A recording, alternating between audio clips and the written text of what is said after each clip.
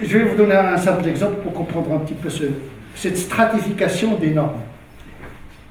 Il y a ce qu'on appelle la loi. Par exemple, al-khamr,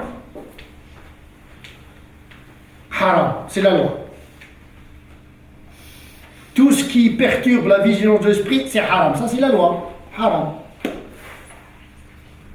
L'illa, la raison de la loi, c'est quoi? Tu perds la raison. Ça s'appelle quoi? L'illa ou le maqsid l'adna. لأن حفظ العقل من المقاصد. En français? Les finalités. Il y a la loi, il y a les finalités de la loi. Il y a les finalités inférieures, il y a la finalité supérieure, ultime. Donc il y a la loi et il y a la finalité, c'est-à-dire préserver la raison, qui est une des finalités de la charia. Tout ce qui touche à la raison doit être interdit ou bien évité. Mais il y a, en plus de cette finalité inférieure, il y a une finalité supérieure.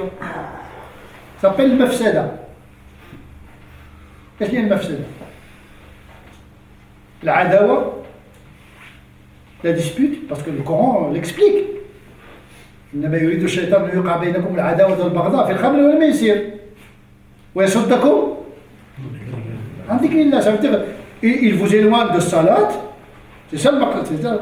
Mais la dispute, c'est ce qui a permis à Ibn Taymiyyah de permettre de boire le vin aux Mongols. Les Mongols, ils étaient à un moment donné, il était. Oui, il leur a permis de boire le vin. Vous allez voir comprendre pourquoi. Bon, les Mongols, ils ont envahi le monde musulman.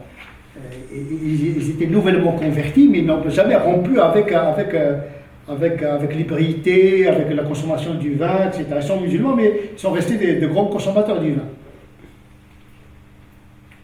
Et un jour, il est passé à côté d'eux, et un de ses élèves, Ibn Jawziyya, il a voulu leur interdire de boire le vin. Et ils sont désormais musulmans. Et boire le vin, c'est haram. Et Ibn Taymiyyah dit non, laisse-les boire le vin.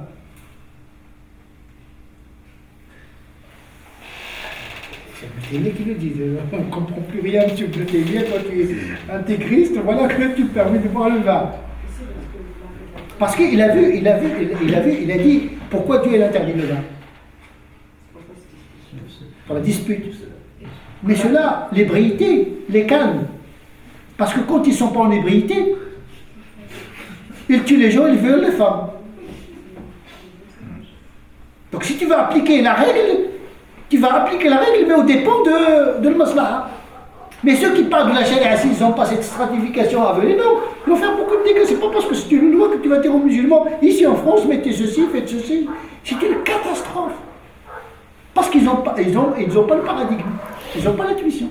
C'est ça le fiqh. On sent cette pratique ne va pas déboucher sur grand chose. Il va générer des conflits, une fissure dans la société. C'est ce qu'on est en train de développer aujourd'hui en Occident, un islam de fracture dans la visibilité. Nous sommes en train de théoriser le conflit et la guerre civile. Avec un discours de frustration, de victimisation. On pense rendre service à des jeunes en les défendant ainsi. Mais on oublie qu'on est en train de les gonfler au niveau de la frustration et on va faire des explosifs. Eh bien, il faut faire attention à ce qu'on dit.